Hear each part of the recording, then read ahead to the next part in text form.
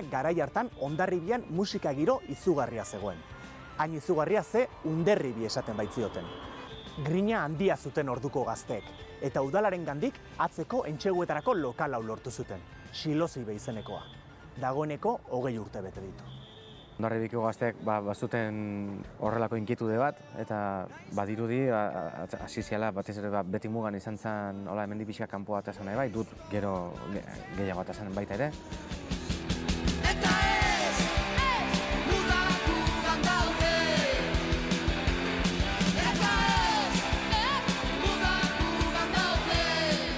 Laurogeita hamarreko hamarkadaren hasieran, Underribi fenomenoak gogor jo zuen Hondarribia herrian.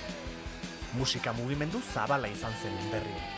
Sorotan Bele taldearekin batera, Beti Mugan, Orgasmic Toothpicks, The Illusions eta Dut taldeak aritu ziren jotake.